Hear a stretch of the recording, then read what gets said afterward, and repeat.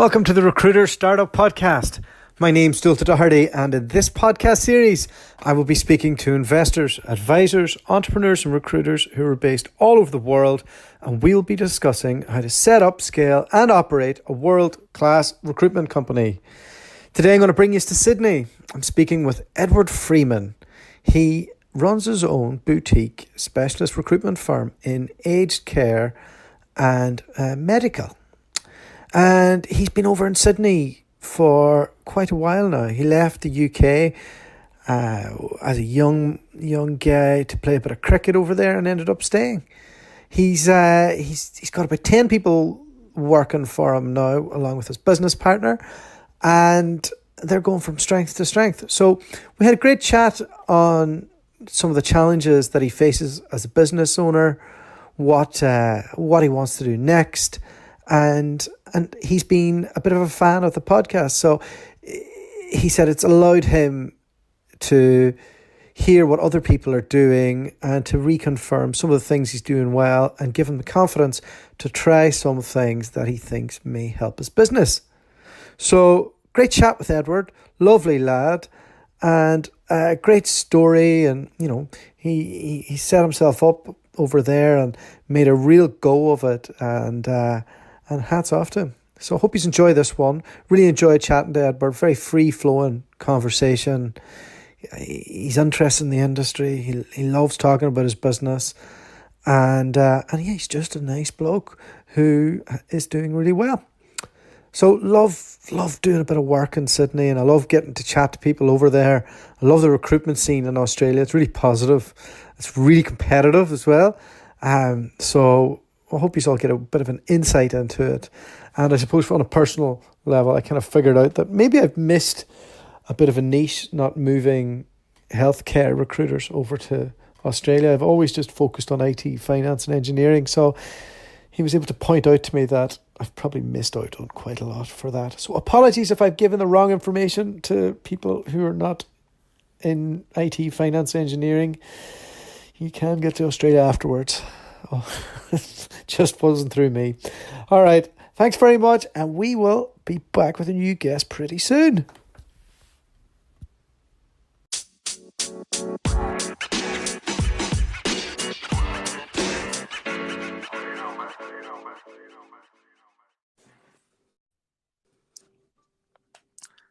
Ed Freeman, how are you? I'm good, thanks, Dualta. How are you going? Yeah, good, man. So great to have you on the podcast. How's life in Sydney? Yeah, it's good. Yeah, it's sunny like it is most of the time, but yeah, no, it's all good. Are you from Australia originally? No, I'm from England originally, from Essex. Where is that Essex accent hiding? It's weird you say that, because if I speak to any Aussies, they think I sound really English. But if I speak to people back home, they think that I sound really Aussie. So yeah, I can't. Yeah. The joys of being an expat, I suppose. Yeah. So when did, I suppose, what you've listened to the podcast? So we normally start at the start, where how you got into recruitment. But tell me, how did you end up moving to Australia first off? I was a massive cricket player when I was younger, and I wasn't someone that was keen to travel. That was never something that interested me as a youngster. But we had an overseas player, an Aussie guy, that came to play for our local cricket club, and sort of got, we became mates. And he said, if you want to come back to Australia and play for my club, I can probably find you a place to stay. So yeah, it was all a bit last minute. I was 17, turning 18. So my parents, my parents paid for me as my 18th birthday present to come over. And so, yeah, I came over for 6 months, but I didn't really put too much thought to it. I sort of, being a cricketer in England, thought of going to Australia is a massive, dream. So I sort of turned up. I got picked up at the Sydney airport and just got dropped off at a family that I was staying with. And I remember I first got there, and I sort of got shown to my bedroom I was staying in. And I sort of walked in and just sort of sat on the bed, head in my hands, and went, "Oh, what have I done?" Oh no! Yeah. What level of cricket was this? I don't really know cricket, so you kind of have to spell it out for me. Oh, look, it was never anything like professional, anything like that. It was our club in England. Every year we had an overseas player, and so I became mates with that person. And it was only it was sort of, it was an okay standard, but it was just like a local level cricket. So I came to a place called Blacktown in Australia, and my thoughts of Australia were from mum watching Neighbours and Home and Away. So I had this image in mind of what it was like, and I ended up in Western Sydney, and it wasn't quite. Were you more of a Neighbours or a Home and Away guy? Oh, it was much more towards Home and Away. It wasn't Ramsey Street. It wasn't all the picturesque, cul-de-sac with all the nice big houses. It was a few wooden shacks in the street that I was living on. So it wasn't quite, it wasn't quite what I thought it was going to be. And was that it? You just ended up staying in Australia? Was that, you didn't go back home? Yeah, no. From that was 2001, and from there I was only meant to stay for 5 months for the cricket season, and it was getting near the end, and I was actually sort of getting a bit fed up, and I was keen to get back, and I ended up meeting an Aussie girl, and then it went from there. We sort of hit it off, and then she ended up coming over to England for a while. We went back there. And then we just went backwards and forwards for a while, and the sensible decision was to sort of try and settle in Australia, and sort of got my visa through her. We were together 6 years, wow. And then by the time we broke up, I was pretty settled. So that was that. Shout out to that Aussie girl for getting you the visa. Yeah, it was massive. Yeah, it was nice. And was there no pressure to go to uni and that from your parents?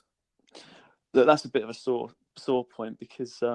I didn't go to uni. I sort of went to college. I did high school, then went to college, and I sort of convinced my parents that maybe I could become a professional cricketer, and this sort of travelling over to Australia was the way forward. But I knew I was never going to be professional. I knew that, but it was a way to sort of avoid going to uni. And I'm still the only person in our office that doesn't have a uni degree, so it does get brought up every now and again, and I do get ridiculed for it. Yeah, well, you're probably around my age, Edward. Are you? What age are you? I'm 36 in March. I think you're similar, aren't you? Yeah, I'm 36 in July.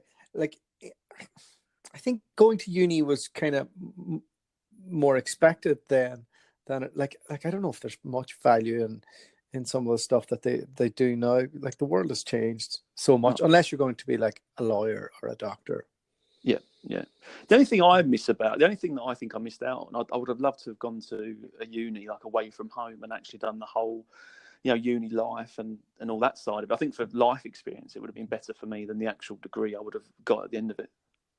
Yeah, but I think you probably got that from going to the other side of the world and really putting yourself out there. I think it's probably a better journey. But I don't know, each to their own. How did you get your entrance into the recruitment world, like every good Englishman in Australia seems to do? You're either a tradie or you're a recruiter. Yeah. Look, and I'm going to be boring like everyone else you have on the podcast and say I just fell into it. By the time I sort of settled in Australia, and all of a sudden I found myself, I didn't have a proper job. I'd only just got a visa to be able to work. I didn't have a degree or any sort of qualifications to speak of. So I actually just started going to recruitment companies just to sort of see if they could find me work. And I ended up sitting in the Hayes reception just to sort of see if they could find me a job. Because at that point, I thought recruitment companies were there to help people. That's what I really thought they were. And when I was sat there on the table in the waiting area, there was a leaflet about, have you thought about being a recruitment consultant? So when I went in, I just said, I've seen the leaflet and keen to know more. So I spoke to that person. She said, oh, yeah, I think it could be okay. And she went and got her boss, spoke to her. Then she went and got her boss. And then, so they said, oh, look, you could be a good way to go. We'll give you a call. So, a few days later, I got a call and they said, yeah, can you come in for a proper interview? And at that stage, I'd never had a corporate job. I'd worked in bars and sports shops and things like that. Perfect for Hayes. Oh, well, that's the thing. I turned up super nervous, just shaking. I got there shaking, thinking, oh, what's it going to be like, a proper corporate interview? And then when I turned up, there was about 20 people in the waiting area. And I thought, what's going on here? And then all of a sudden, these people came out and said, right, come through. And then ended up in this boardroom, and there's all your name tags on the table. And then obviously at that point realised it was one of these group interviews, and it was my worst nightmare. It was one of these ones, the role playing stuff. And the first thing was they didn't give you any prep for it, no? No, they didn't even tell me. I didn't know it was going to be that. I thought it was going to be a normal interview. But anyway, I shit myself basically when I turned up, and then but felt I got through it and got more confident as time went on, and thought, oh, I've done okay here. And the woman at the end was talking to me like I basically had the job. And then a week later, heard nothing. Called them up, and they said, no, unfortunately, you haven't got through, so you haven't got a job. Yeah. For anybody listening, that group thing in Hayes is weird. Like, it's a weird experience. So you go in there and you'll be with just people from all walks of life, all ages, and you're all around the same table. And then they start grilling you, and then you're asked to stand up and say why you want to join Hayes, and you have to give I have to give this speech, and everybody's doing it. So it reinforces, and each person's trying to outdo the next. You would swear like you were trying to get like you were trying to get a job playing for Man United or something, Yeah. I get it. I get what they're doing now.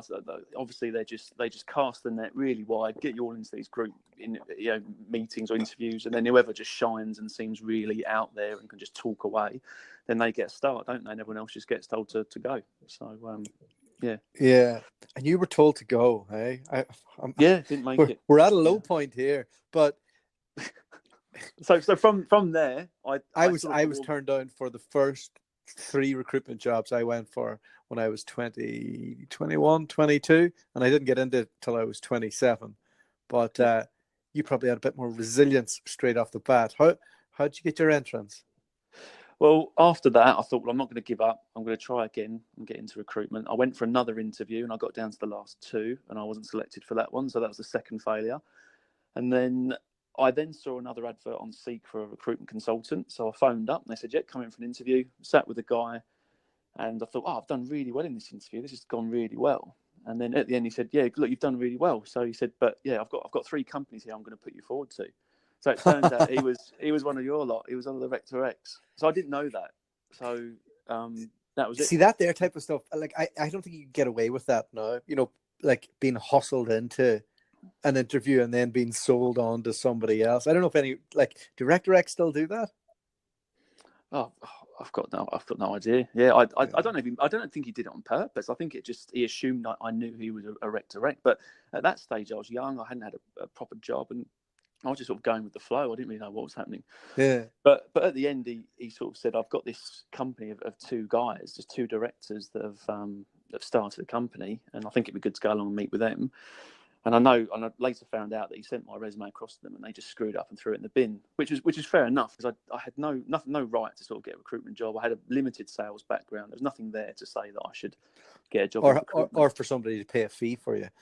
Oh, exactly. Like with what we do, like not everybody should use a recruiter. You need to be worth the fee, really, I think, don't you? Oh, definitely, yeah. So why they paid a fee, but the recruitment guy, he sort of talked them into having a chat with me, and they still didn't want to go to the extreme of getting me in for a face-to-face. So I just got a call one night at home, and I must have sort of done all right in that chat with one of the directors, and then they called me in, and ended up hiring me. So it was just that it was a small company, two-man band, and I was the first ever employee that they brought on. What were you recruiting for? That was engineering back then. It was structural engineering, and so different to what I do now, in the sense that I think it was much, for that job in particular, it was much tougher. Like it was pretty much every one of my deals was headhunting back then. Like that's all I did. Whereas now, luckily, I don't have to do as much of that. But yeah, it was just, there was a lot of competition. It was super candidate short. It was hard to get any information out of the clients to sort of differentiate them from the next engineering company. Projects was probably the best thing to try and sell it on. Yeah. Sounds a lot like being a Rector X. Yeah, it probably is. Yeah. But yeah, it just seemed a lot more, full on when I started doing recruitment. The way I learned, I think one of my old bosses, he'd sort of come from England, and he'd come a bit more from that hardcore recruitment sales environment. So when I was learning, he was they'd teach me how to do the first call, and I'd be sort of nervous talking to a client, and then he would be in the background banging his head on the table because I'd said something wrong. So I'm sort of trying to concentrate on the call, and I could see him out the corner of my eye banging his head on the table. I've done something wrong, and I just didn't. Yeah, just a nervous wreck at the start, but it worked. I seemed to sort of get in the deep end, and it went all right. You were there for quite a while, right? Yeah, that's the only other company I worked for. So I joined them in 2005, and went through to, well, there was we all got fired or let go essentially during the GFC, because we did engineering, construction, mining, all the industries that just went out the window when the downturn came about. So we all sort of got herded into a room and told that couldn't afford to keep us, and that was it. Went off, but then rejoined them after doing this weird sales job in between. What was your weird sales job? Oh, I say it's weird. Maybe other people won't think it's weird, but it was media sales. So it was this company where they would sell advertising space on big screens. So if there's whenever you have a big screen outdoors, so it might be a sporting event or a festival type thing, and then they would sell the advertising space on there. So, and it's called, I didn't know, I hadn't heard of it before. It's called distress selling. So you basically sat in this room with all the other salespeople, and then there was a sales director at one end of the room, and you just had a pitch that you had to follow. So what I found strange with this job, in recruitment, I really enjoyed it because you got taught how to do it, and then you could sort of run with it in your own way and do your own thing, think for yourself. Whereas this was, you've got a pitch, you sit there, you do this pitch, and you're selling this advertising space on these big screens, and the thing you had to do, whether it was a small company or Coca-Cola, whoever you were trying to sell into, you had to go to the top person, like the CEO in the company, because the thinking was that if you get to that person at the top, then they would sort of filter back down, and then you could sort of say, oh, so-and-so told me to give you a call. And it was meant to, that was their whole way of selling. And it was just once you got that person on the phone, and bearing in mind, you might have to, once you've managed to trick your way into finding their number, you might have to keep ringing it because their PA would answer. And the thinking was eventually that PA would go to the toilet or something, go and get a coffee, and then that person would answer. So what a nightmare. Oh, yeah, it was crazy. And as soon as that person answered, that was it, bang, straight into the pitch. So you're running through this pitch. And if you got so far down the page, it was thought that you'd got them hooked a little bit. So the sales director at the end of the room would come running over to you. You'd have to stand up. And this is where I found it really strange. She would then press a button on the phone. And so you'd be speaking in the receiver. You'd turn the receiver upside down, so you're speaking into the mouthpiece. So they're hearing you through the mouthpiece on the receiver, but then they're coming out of the phone as a loudspeaker. So effectively what happens is the sales director takes over the call. She listens to what's being said, and then she stands opposite you, and she starts answering what they've said, and you've got to watch her mouth and copy like a millisecond behind her what she's saying. Like you've effectively become a robot saying. So she takes over the call and goes through you as a robot. It was the strangest thing. That's strange. So tell me, why did you rejoin the company? Is it Nascent? Is that what you call them? Yeah, Nascent they were called. Yeah. Nascent. Yeah. Why did you rejoin them instead of thinking, you sacked me last time with everybody else? Like, maybe I'll take my experience and go somewhere else. I think it was. I don't know. I think it was. I ultimately got fired from that sales job because I didn't believe in it at all, and just sort of stuck around 3 or 4 months. Got fired, and then just around that time, my old boss got in touch and said, "Oh look, things have picked up again in the recruitment world, in the mining world. Why don't you come back? We can." And then he sort of talked about me coming back and being a manager of a team and all this kind of stuff. And it was more that comfort of just knowing what I was going back to. I really didn't even think about going anywhere else. Which probably, looking back, it probably would have been a good experience for me to go somewhere else and learn some new things. So you did the next few years there. What could that guy have done to keep you in his business? Yeah, I don't know. And this is what I find really interesting in terms of us trying to recruit and find people to come, experienced recruiters to come and join us, because it seems that most people sit in their roles and they just go along with whatever happens. And it sounds like there's quite a few people out there that don't have a very good situation, not very good commission or no perks, but I don't know, it just seems a reluctance to sort of look elsewhere. And I suppose I was the same. I became sort of quite good mates with my bosses, and and the people in the office had some mates there and stuff. And yeah, I just sort of never really felt a need to go looking elsewhere. No, fair enough. How did it come about that you set up your own business? Why did you go into a different niche? How did that whole thing come about? Did you set up by yourself? Like, walk me through what that day looked like that you left the nascent group and went and did your own thing, essentially. So I think when I joined them, because I was the first person they took on, I saw the company grow, and from an early stage, I used to think I could imagine doing this myself in the future. I was sort of quite ambitious to start my own company from an early point. Not right then, but I knew I was going to do it in the future, and I was quite open with my boss at saying that in the future I wanted to do that, and went through all this. And in the background, I was sort of putting money away and saving in case it ever did happen. So I had a bit of money behind me, and it needed a catalyst for me to go and start by myself. I'm hoping I would have done it anyway, but what happened was it was Christmas time in 2011, and we ended up having our Christmas party on the Thursday night instead of a Friday. And I was a massive pain in the arse in my old company. The thing I got into trouble for all the time was being late, and my old boss was an absolute stickler for lateness. And I'm talking, if you got in at 8:31, 8:32, you were late, and he saw that as a direct sort of, taking the piss out of him for being late. And I'm just a late person. I've always been bad with it. So we went out on the Thursday night, obviously got really drunk at our Christmas party. And then he said, well, the next day you can come in at 9 o'clock instead of 8:30. So it gave us a half-hour leeway after having our Christmas party and staying out till 2 in the morning or whatever it was.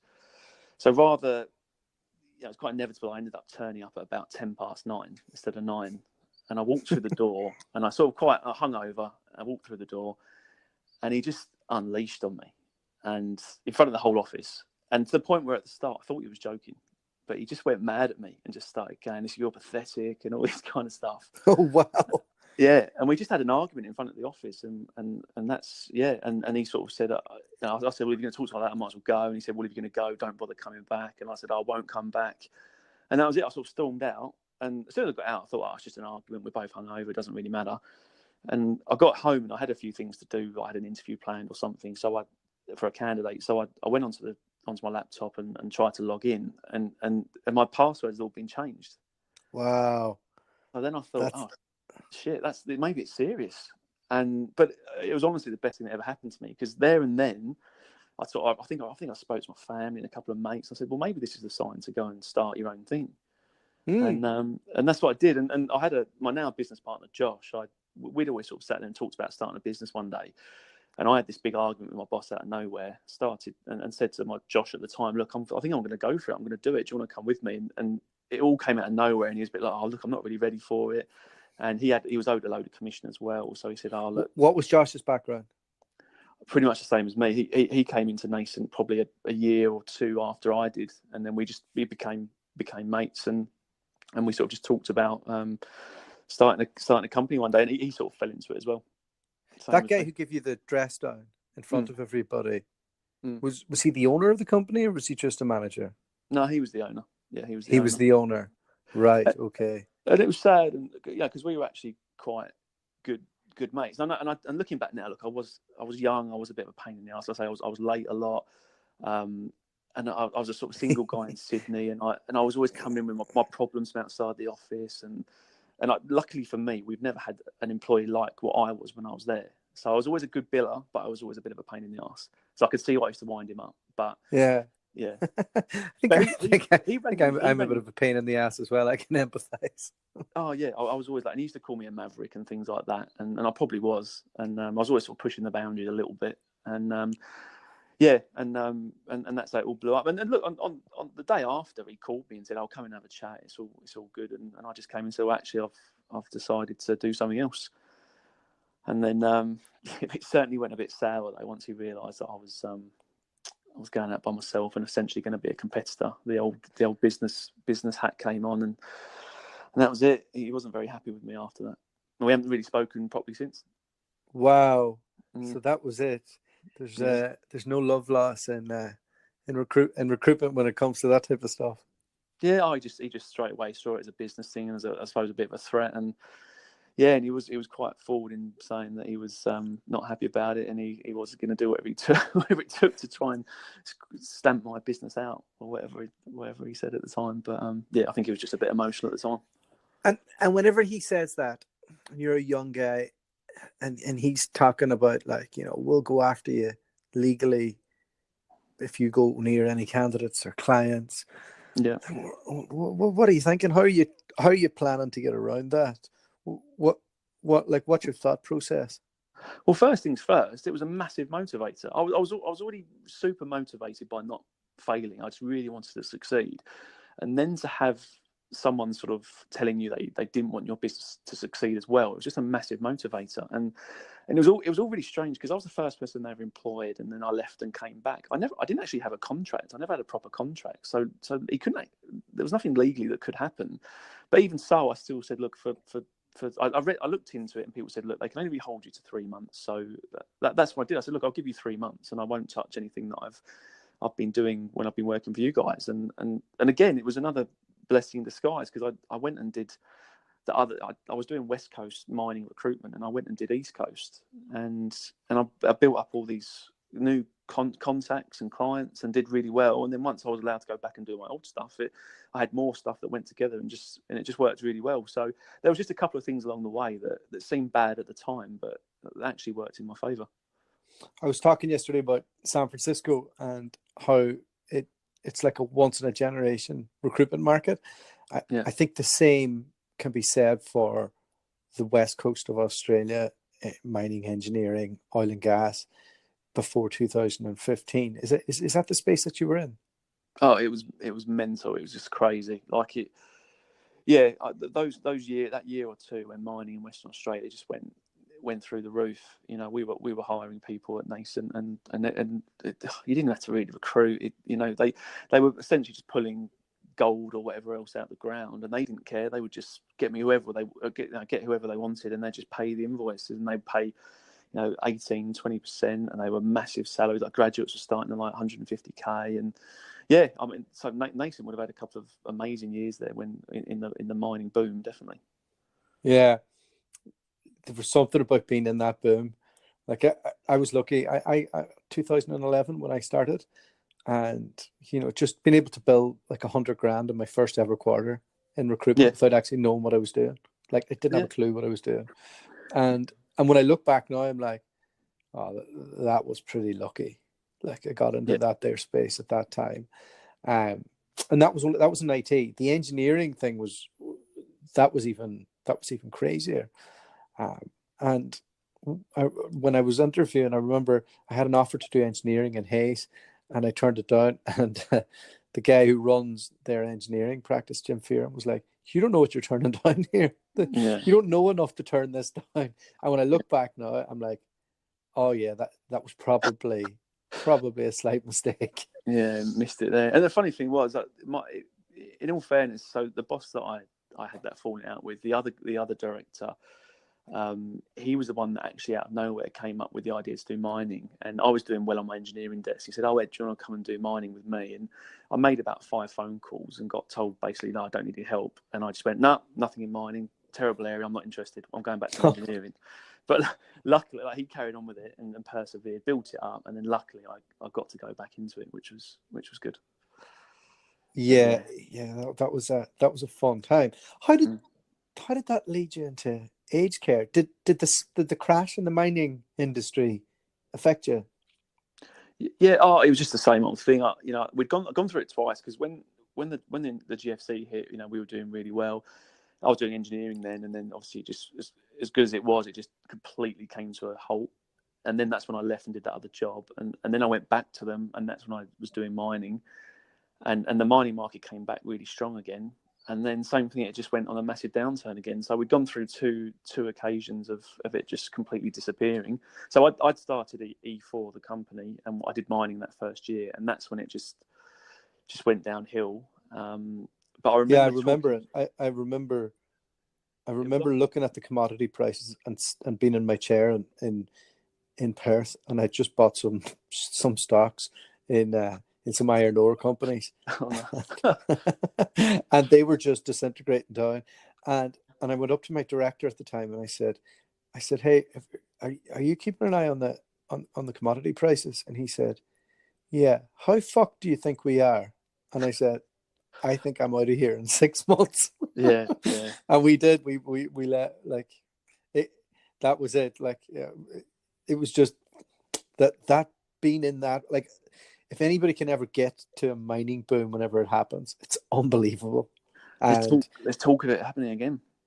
oh man, Slight whispers. So yeah, so we've definitely got our eye on it, because yeah, it's just starting to come back a little bit. So yeah, let's see what happens. yeah, it's it's like if China, if so, basically, what for anybody's listening, how that happens is China just decides that they're going to build 5 new cities. They don't really care if people live in them, but it's to keep their own economy up and pumping. And where do they get their iron ore? Essentially, is Queensland, and more to the point, Western Australia. And when China decides that actually, do you know what, we don't need this anymore, the commodity price drops, and that's how the whole boom and bust cycle works with it in Western Australia. And then it's tied into the oil and gas market as well, where that there's more on the OPEC global scene. So, but they kind of almost run hand in hand, you know. So, oh, it's been great for Australia. I mean, for Australia's economy, it just, mining's just always been the one that's held them up and kept them out of these economy problems. It's always been what they've relied on, isn't it? And like say China, and yeah, so it's been good for them. So how did aged care recruitment? Come on now, it's not the sexiest field to be recruiting in. No, it's not. No. So with that, it was what. Yeah. So from the sort of champagne razor blades thing with the mining engineering, whatever else, I remember speaking to someone after the first GFC and talking to someone that did healthcare and aged care recruitment, and sort of saying, "Oh, what happened to you in the GFC? Did you lose your job as well?" And he just went, "No, I didn't feel it at all. Didn't affect me." And obviously from that point, the light bulb just went off and said, "Right, the next time it all goes tits up, I'm going to go into healthcare." And so I started E4, did a year of mining, which again was awesome because I just timed it really well. Able to build, start the company and build up some money and build up a bit of a foundation. That went downhill. My now business partner Josh came back into the frame. We started talking about joining up, and that's what happened. Then we decided at that point, look, find a market that's going to be more sustainable, and that's what we did. We jumped into healthcare, and we just worked extremely hard to get it off the ground, and went from there.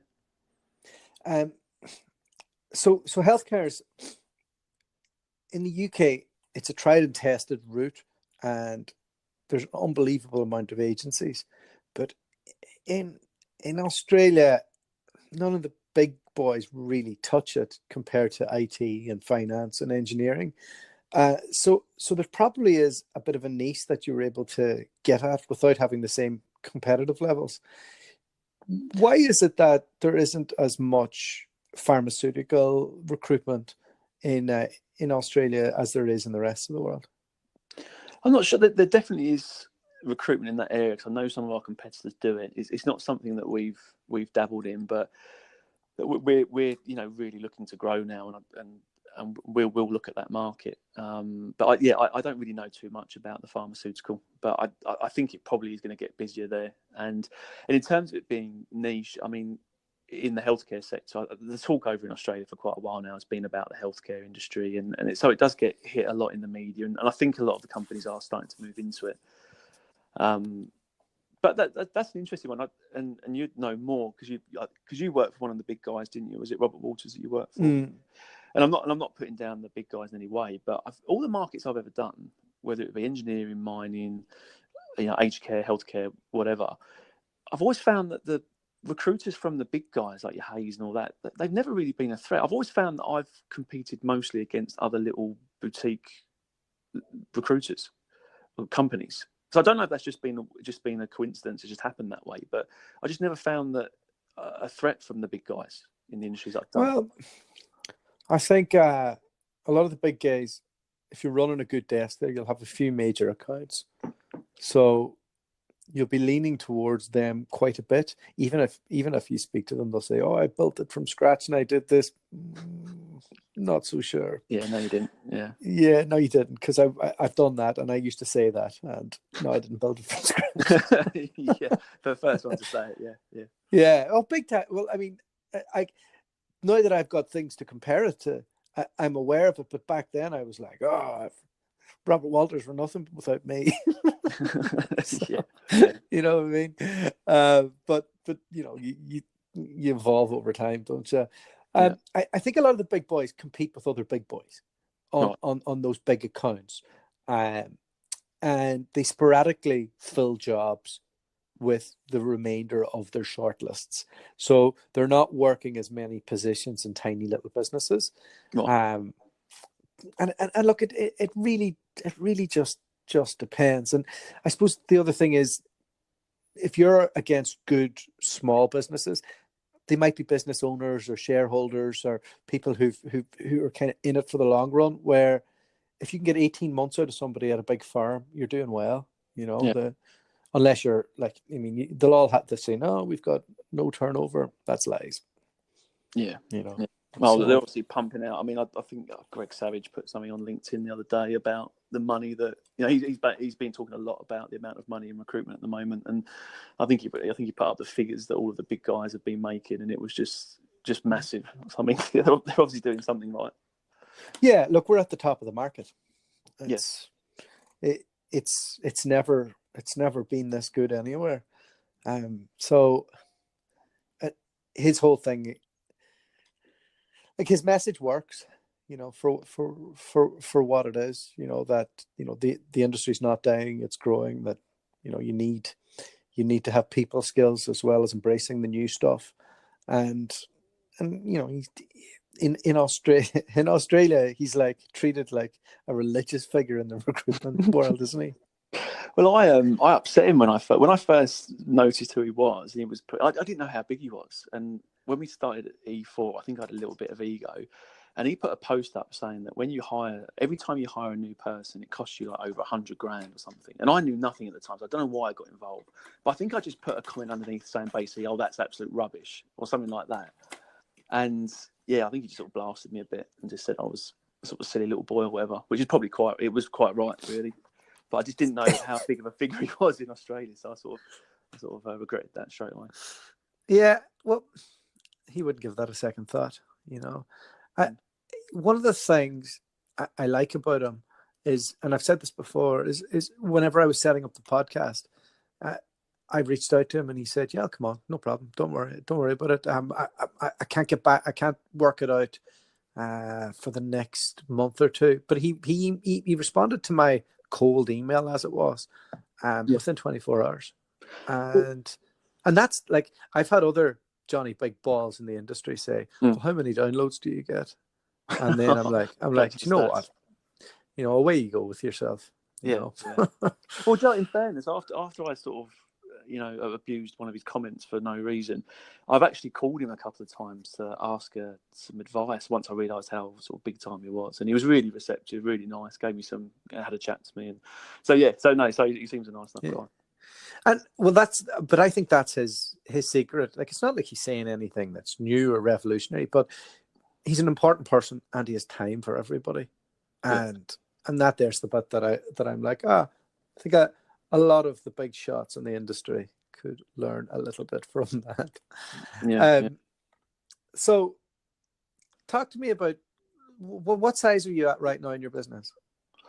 So we were a bit slow in terms of growing. So I think Josh and I are both certainly at the start, we were quite conservative. We wanted to make sure we built a strong foundation and got plenty of money in the bank and did it all properly. So it's only been the last 3 years that we've actually started hiring staff. So we're now at 11. Wow. Okay. So you got over the magic 10 point. Yeah. Got over 11 including you two? Yes, including us. Yeah. Okay, great. So 9, not over the magic stand. No, yeah. So maybe I'm sort of selling it a bit bigger than what it is. But no, that's all right. It's really good. And we moved to a new office in a month. So we've gone through the usual path. Like when I first started, it was the proper sat in your bedroom. Then we went to a shared office. Had a couple of interesting characters in there. That was great. And then we moved to an office, our own office, which is sort of just outside the city in a place called Stanmore. And now we've made that jump to get a city office, which absolutely, in terms of, look, it's a business decision because we want to grow, and we know that most recruiters want to work in the city. But it's rent's about 15 times what we pay now, which is a bit hard to swallow. But we've made that choice though, and I think it'll be good for us. Ultimately, good for us if we want to go and grow. So, and Ed, it's not easy to get staff to join you in Australia, and I think I have some of my own thoughts on that. Having done the Rack Direct stuff there for a few years now. Number one, base salaries are ridiculously high, and they're really high if you want to get sponsored, because you have to meet the minimum criteria now of 90,000 Australian dollars. So that makes every hire a really important hire. So that's tough. And then maybe I'm wrong on this, but I kind of feel that middle class Australians see it as an expat job. Oh, massively. Yeah, it's still the joke that everyone you speak to in recruitment is probably going to have an English accent. So I think it is changing a bit now, but from all the time I've been doing it, very much predominantly English or UK or whatever. Yeah. Because my initial experience of it, like when I was with Walters, everybody was English and Irish. Like nobody survived on the shop floor being Australian, and that was just because, like, you can imagine that mining boom. They didn't even, like, the locals didn't even have to go to uni. They just turn up and somebody pays them $100,000 to do some random construction thing, and as a result, why would you go in and do the hard job of recruitment? And then the people who did have an education looked down their nose on it. So it was a strange area for people to grow. But back then, you could take a work and holiday visa, you could sponsor them, you could do all of that, and it wouldn't break the bank. But now companies, like, it's tough to find people and to get people to join you. What's your current strategy to get around that? Well, a couple of things. We, again, quite fortunate in the sense that, look, we've had a couple of bad hires that just didn't work out. But from the start, the first person that we took on that worked out, Sandra, she was young. She was only about 20, 21, I think, when she joined us, and she'd worked in Nike. She'd had no sales experience, and she saw our advert for a junior recruiter, came in and just seemed really bubbly and chatty. So we gave her a go, and she just it was like when I joined Nascent. It was good because it was only two people, so they were very invested in you succeeding, and that was the same with us with Sandra when she came on. So we just worked on the training with her, and then she worked out. She's still with us now, and brilliant. And then we took on the next one, which was Candice, who's now on maternity leave, but she was a paramedic, no real sales background, and we trained her up, and she ended up doing extremely well. She was really focused, and she had a couple of massive quarters, and then she went on maternity leave. And then we've got 3 juniors at the moment that are sort of learning the job. But we've been quite lucky in terms of it working, the people that we've trained up. And then along the way, we've picked up a couple of experienced people as well. It's but in terms of trying to attract people, Josh and I have really focused heavily on trying to make it the best possible place to work. So, and look, we don't do anything groundbreaking, but we've tried to put as many perks in as possible. And because we're always aware as well that we're in Stanmore outside the city, so I think we naturally missed out on some people joining us because, as I said before, experienced recruiters want to be in the city, the whole city lifestyle. But yeah, like we brought in the one thing we did bring in over a year ago now was a 1 day working from home, and nice. we were a bit nervous about doing it. Do you make them earn it? Yes, so a very sort of achievable monthly target. If I hit that target, then the following month that everyone can have, that person can have a day working from home, and it's really fun. Per week or per month? Per week. So every week they can nominate a day and they work from home. And funnily enough, it's almost like, for some people that perk is more enjoyable than the money they make. Just being able to not come into the office one day. People, like when they're trying to get their deals over the line, they're really sort of going, I want to get my money through so I can have my day from home. And yeah, it's worked really well. And in terms of productivity and everything, it just went up. It was just we were worried that it'd sort of slacken off if that happened, but it's just been really good for us. So, I haven't scaled out my business at all, really. I have a few people that work for me. So the VAs. Yeah. Who are almost recruiters in what they do, Yeah. But it's like I log on all the time. Like, I took a client call at midnight last night to close a deal in Australia, and but just bigging myself up there. Well, you haven't sent me any candidates. You've never asked. Do you know what? I tell you what, I was thinking, I've probably missed out on placing 100 healthcare medical type recruiters over the years, because we only really focused in on engineering, finance, and IT, because that's where all the demand was. But I'm digressing. When I was working for a company, I loved being able to just log off, and that was it. And I'd never log in on the evenings. But I think now, like, well, for me and people I speak to, recruitment's changed, and people kind of have to be on in the evenings and doing a little bit.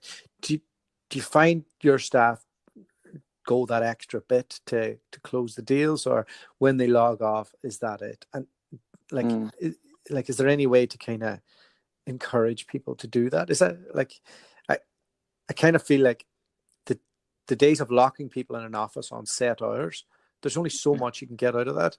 Where if they were to log on and you knew they were like doing a couple of hours in the evening, it would nearly be better to kind of give them a bit of freedom. Yeah, it's funny you bring it up, because it's something that Josh and I talk about a lot, especially recently. It's definitely changed. For me, I said when I used to work for my old company, I used to be late. I was always the last one in the office, and the mentality was, my old boss's mentality was, the more you're in the office, the more he likes you and the better recruit you are. So if you're there till 8 o'clock at night working away, then you're doing really well. I just think it's changed. Quite frankly, all our recruiters are very accountable, and they do their work. They do what needs to be done, and the figures and the success has been there.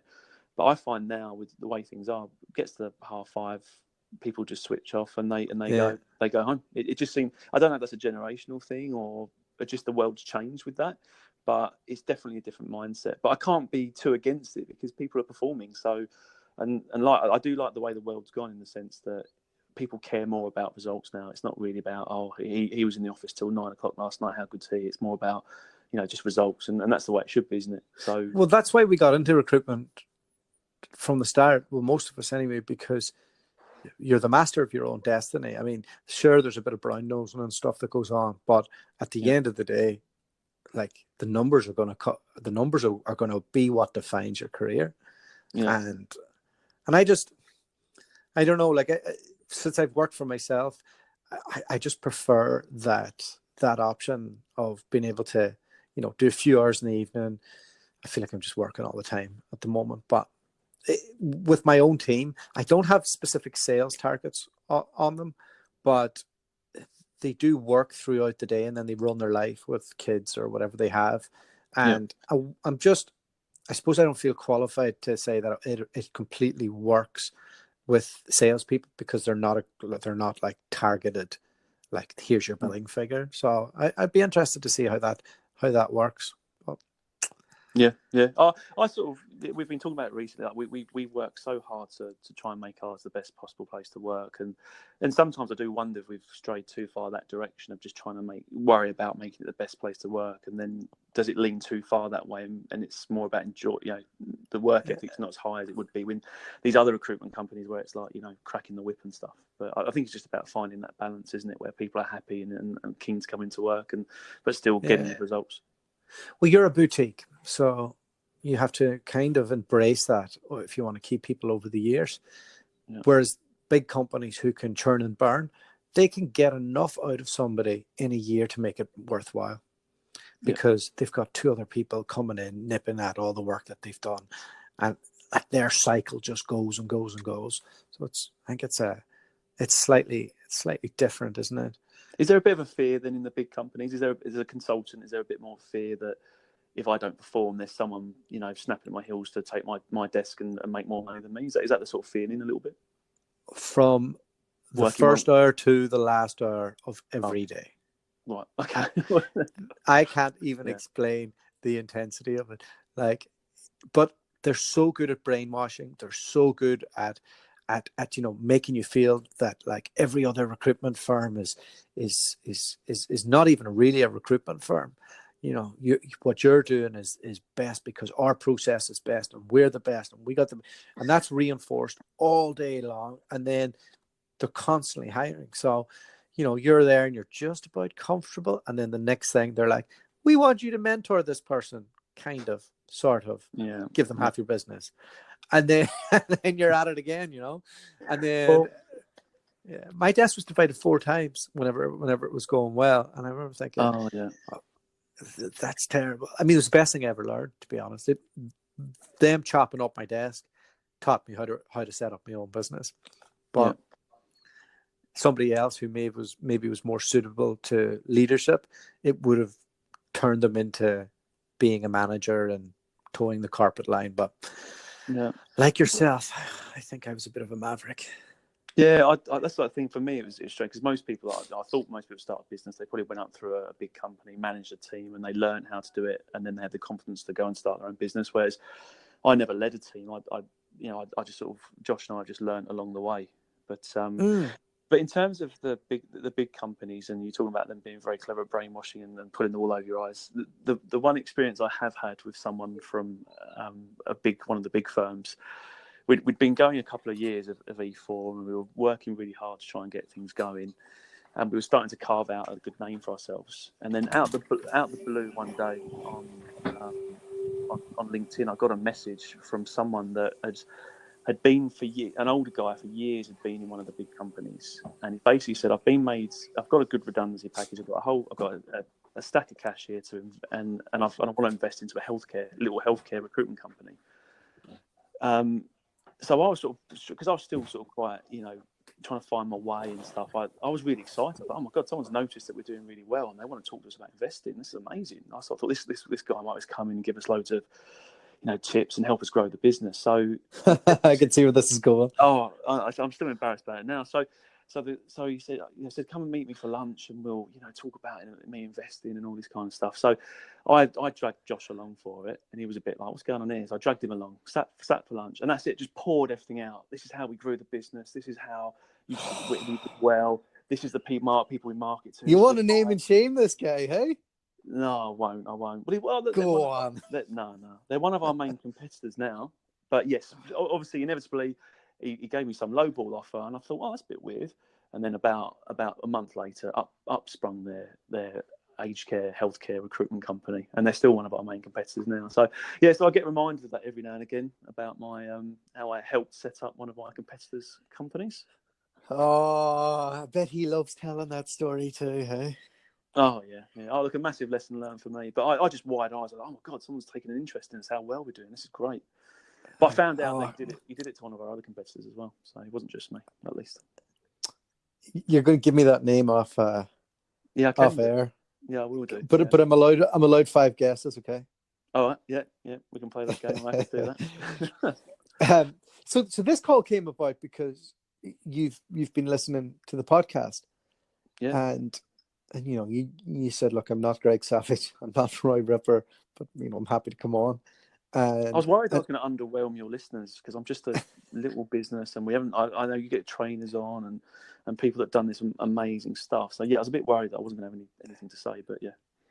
No, well, we have independent recruiters. Everybody else, the best stories are people's journeys, and you've gone on your own journey and you've made it work. So I'm always excited to get small business owners on. And what type of stuff have you learned from listening to the podcast? Like what type of things are you interested in right now? Oh, the big one for me definitely has been the social media side of things, and I sort of dabbled in it a little bit, but probably done what a lot of other people did in sense of just put the odd post up and gone, no likes, this doesn't work, I'm not going to bother anymore. But from listening to some of your guests coming on and then following them and seeing what they're doing, I've just started really seeing the value now. I like the whole idea of becoming a celebrity almost in your niche. And it really excites me to think, can you, and I don't think this will ever happen, but can you become that well known and I suppose respected in your little niche that you just don't have to do as much of the cold calling and the getting out there. Effectively, people hear about you, know about you, feel comfortable with you, so clients call you about their jobs and candidates come to you because they know who you are, and that really excites me, the thought of that ever happening. So that's what I'm trying to sort of go in that direction now. And it's funny because I'm much more of the big dreamer type person, and Josh is much more a day-to-day sort of keep your feet on the ground type person. So I think that's why we've done well, because we sort of balance each other. My wife's a bit like that as well. He sounds like your work wife. Oh, massively. It's exactly that. We have that relationship. We don't hang out heaps outside of work, but we've always been really close in the office. Yeah, we argue, we have little bitchy fights and that, but it's just got better over time, and we just balance each other out. So that's been really good. Yeah. So the social media piece is interesting. I'm still kind of halfway through figuring it out. I'm going to release an article later on 20 people you can follow if you want to learn this type of stuff. So I'm gonna try and put that together. But I think it just takes a lot of work. And we've had some people that have definitely made it work for them, like to become famous within their niche on the show. Yeah. How many of them are actual practitioners in doing a desk on a day-to-day basis? Not sure. I would say that there's like I don't know if anybody's actually got it 100% right just yet, but there's a couple of people, especially in America, that have got pretty close to it. So it's an ongoing thing, and I don't think it's easy, but I suppose you kind of have to work out where your audience is. Like who gives you the jobs at the moment? Are they men or women? Mainly female. Yeah. So then a podcast wouldn't be a good idea, because apparently women don't listen to podcasts. Oh. So I know it's not so somebody, a social media guy told me that recently. I haven't researched it, but it does make sense if you look at like podcasters, how many men there are. If you talk to anybody about podcasting or who listens to it, it's always men, and women just kind of tell me they're not interested. So because of you, I've had this dream, and then because of you just brought it crashing down as well. No, but what you could do is you could do short video snippets, and you could go out to all the aged care places and talk to people about their dream, and bring one of your staff to video it. Do a couple of segments, and go from there. Like I think that's what you have to do. You have to work out, like, who's your audience, what do they want to hear, and how can you go about delivering that. But that's going down a whole new avenue, isn't it? It's one thing to sort of get on a podcast and just chat with people, but going down the video path, and I have been trying it. I've been making a fool of myself at home, practicing in front of the camera, trying to get some get the boss up to put some videos out, and I just look ridiculous. I'm going to persevere, and the guys in the office just laugh at me, because for about a year I've been saying I'm going to start putting videos up, I'm going to do it, and it's just daunting to get yourself up there, isn't it, on a video. And I'm the same as you. I haven't, like, I've done a few, but I haven't really invested completely into it. So you've probably heard me talking. We're going to New York at the end of the month. I've hired a videographer to follow us around for 2 days. And we're going to do some live podcasts and speak to recruiters and do all of that the right way. And then I think we'll get that person to edit that and put it into bite-sized chunks. And that's kind of where I feel comfortable. If there's a professional behind the camera, I kind of know, okay, well, you're going to help me not look like as big a knob as I will if I just put my phone up. It's so off-putting, putting your phone on a tripod and then just turn it on standing there. It's really horrible, hey? And I didn't realize it sapped your energy so much. You have to be really energetic, and then to come across normal. If you just stand there talking, you just look just boring, and just there's no life to it whatsoever. Yeah, it's really hard, but I think it's like anything. It's just practice, and half the problem we all have is that 90% of the people who are doing videos on LinkedIn do look like knobs at the moment. So Yeah. so you're like, can I be the 10% that doesn't look like a knob? How can I do that? And we're in this weird place where we're recruitment companies that are almost trying to become media companies, and we have no training in copywriting but we're just jumping in with but 2 we're just feet. jumping in and going and just being awkward about it.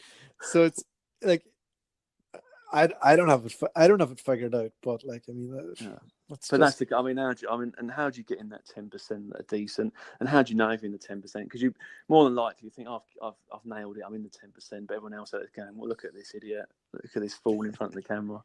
So we have a great laugh at at the people putting their videos up, and then the companies that do their promotional. Like, I know there was that parody one that went round that everyone had a big laugh about, but even other companies have done the thing where they walk in and high five each other, and they're doing cartwheels around the office, and we just all sit there going, oh no, how can you ever make this actually good? It's going to be impossible. Yeah, and I think the simple answer is you steal the credibility off the guest. So if I go to Australia, I go for a coffee with Greg Savage and I video it, and by association, he's the star of the show. I'm just asking questions, so it's hard for me to be the knob.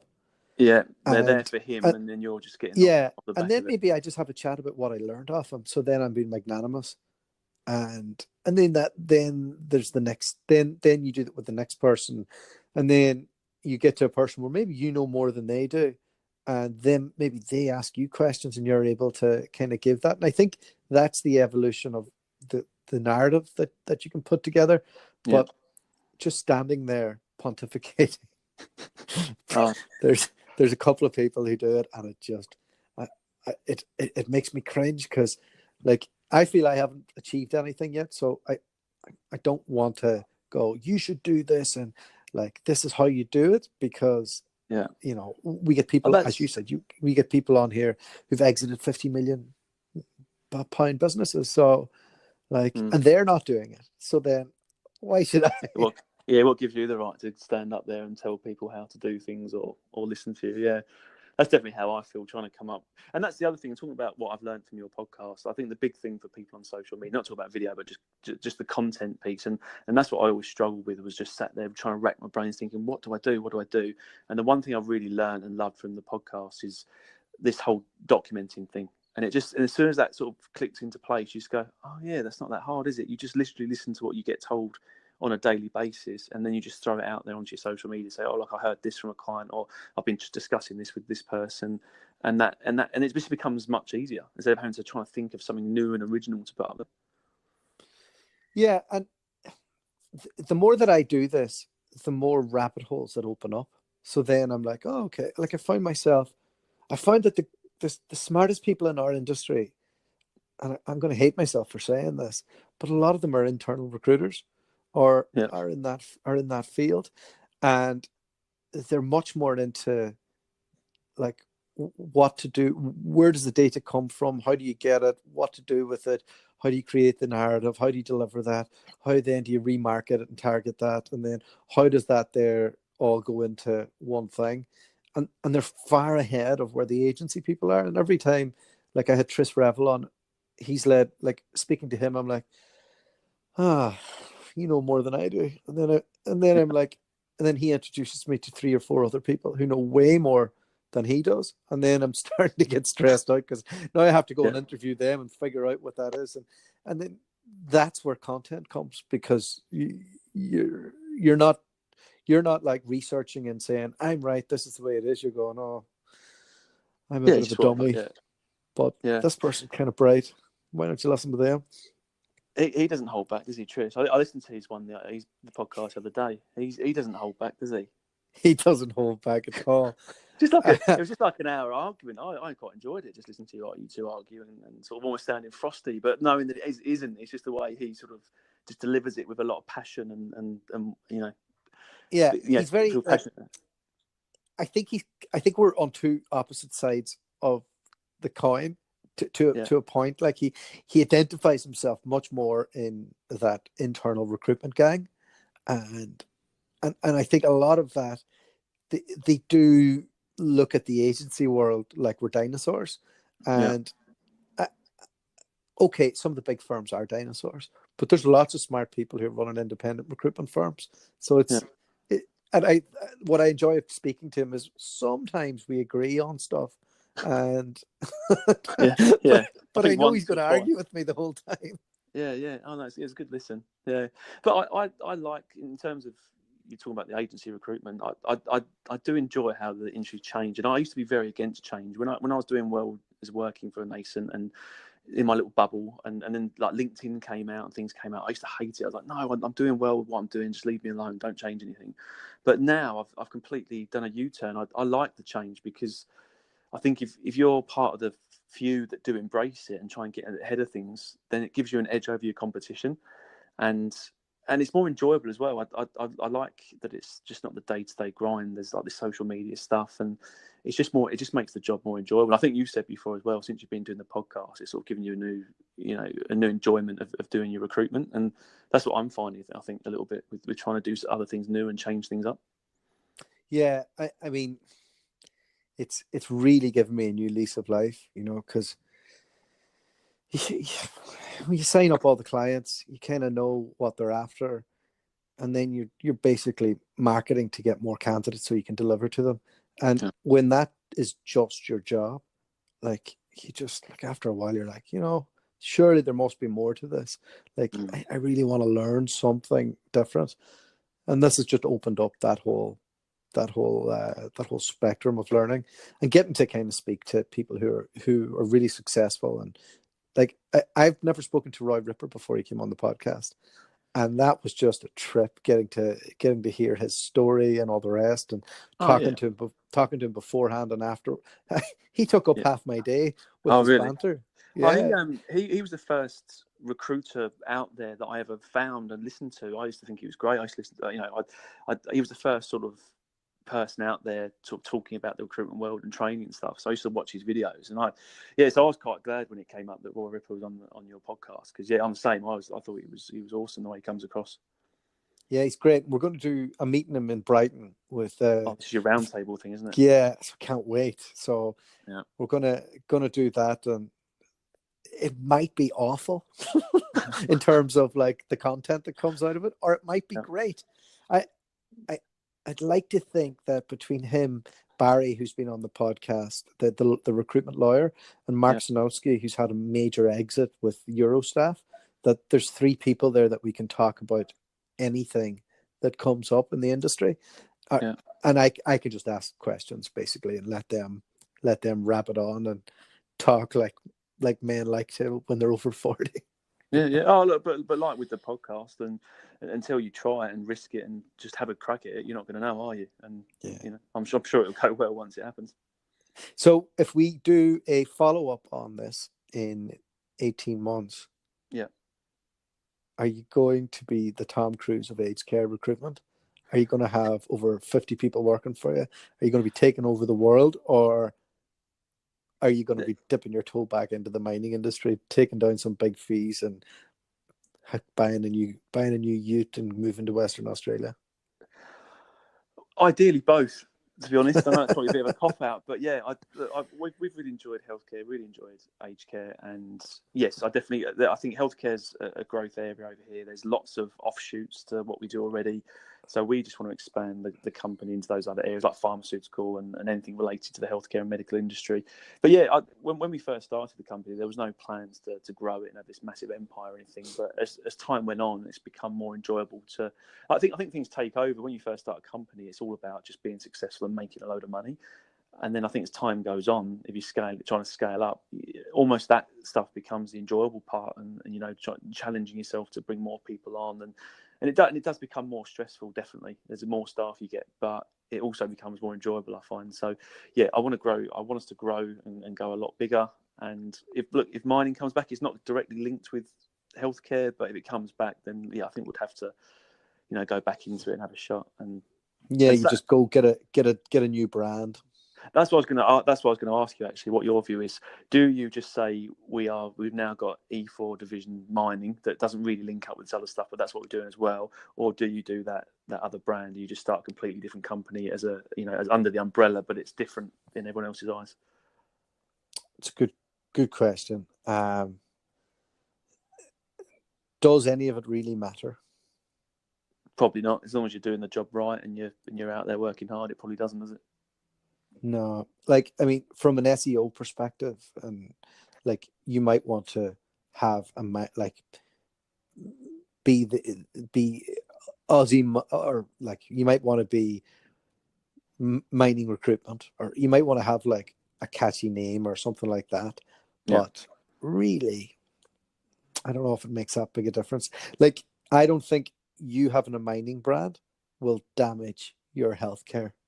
Well, I hope that's the case, because I would rather keep it all under the same banner and just be seen as a company that's growing and expanding to other areas. I'd rather do that. But just a couple of people have said, it doesn't really marry up with it. Maybe you should look at having a different brand. But no, I'd much rather keep it under the same name.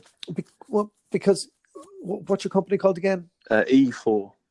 E4. So, yes, yeah. I mean, that it's kind of a nondescript name, right? So it's not linked to the healthcare. The name isn't linked to the niche that you're in. Yes. So I don't see how having any of it in, like, going after a new area will damage it. But hey, what do I know? I'm gonna try and get a guy on who's doing my branding or on the podcast. Yeah, I've been chasing him for a while, but he goes into the science of it all, and it's really interesting. And he loses me every time after about 10 minutes. You just find yourself wandering off. Yeah, I find myself going, I wonder will that guy take the job in Australia today? Yeah. But Ed, it's been great having you on the podcast. I really appreciate it, and we'll have a wee chat off air so I can be better at Rec Direct for healthcare.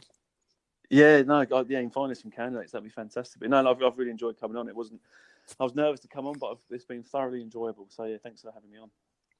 Thanks, mate. You've been an awesome guest. Cheers, mate.